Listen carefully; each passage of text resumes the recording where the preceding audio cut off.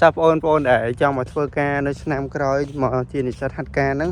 មិនភ័យថានៅប្រទេសអ៊ីស្រាអែលអត់មានសុវត្ថិភាពក៏ឬភ័យថាមានសុវត្ថិភាពផងទេនៅទីនេះសម្រាប់ខ្ញុំគឺថាមានសុវត្ថិភាពខ្លាំងមែនទែនហើយសុវត្ថិភាពជាងនៅខ្មែរទៀតដោយសារអីនៅទីនេះគឺតាមអ្វីដែលខ្ញុំសង្កេតមើលគឺប្រជាជនគេរស់នៅធម្មតាប្រកបអាជីវកម្មអីធម្មតាទេហើយយើងឃើញតែឃើញយន្តហោះនៅលើហ្នឹងគឺជាយន្តហោះល្បាតទេគឺយន្តហោះខ្នាតតូចគេហោះមួយថ្ងៃ2ទៅ3ដងដើម្បីហោះទៅបាតនៅប្រទេសគេហ្នឹងគេមើលពីស្ថានភាពប្រទេសគេហ្នឹងនៅទីនេះគឺស្ងប់ស្ងាត់ល្អមែនទែនខ្ញុំតាំងពីខ្ញុំមកអត់មានដែលឃើញបាញ់គ្នាហើយក៏ដែលលីសូខប់ដែរតែគ្រាន់តែដែលឃើញយន្តហោះចម្បាំងហោះកាត់ពីលើនៅទីនេះបើគិតនិយាយថាទីមស្ងាត់ហ្មងខ្ញុំថាឲ្យបណ្ដាយមួយហ្មង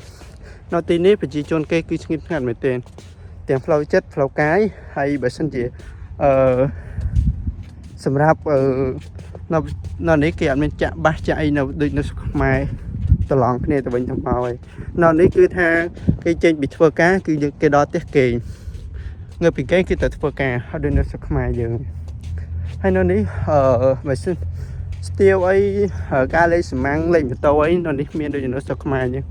នៅនេះដូចថាអាចទលំទលាយជាងក៏បានដែរសម្រាប់នៅនេះអ្វីដែលខ្ញុំឃើញគឺមានប្រហោះម៉ូតូ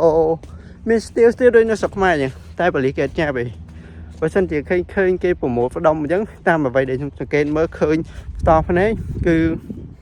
គេគ្រាន់តែបលីមកជុំគ្នា3 4 5នាក់10នាក់អីនៅកន្លែងហ្នឹងឯងគេអត់ធ្វើអីស្ទាវទេតែពេលគេបែកឆ្វងមកបលីគេទៅវិញដែរមានអារម្មណ៍ថានៅទីគឺវាស្រួលសុវត្ថិភាពហើយបើសិនជាអាកាសធាតុវិញនៅទីនេះគឺវាត្រជាក់បច្ចុប្បន្នគឺត្រជាក់ដល់6 7 5ទៅតាមកន្លែងហើយបើសិនជាក្តៅក៏ក្តៅជាងនៅស្រុកខ្មែរដែរនិយាយរួមវាជាឌីនៅស្រុកខ្មែរដែរតែគ្រាន់តែវាក្តៅជាងហើយត្រជាក់ជាងតែប៉ុណ្ណឹងហើយវីដេអូរបស់ខ្ញុំក៏មានតែប៉ុណ្្នឹងដែរ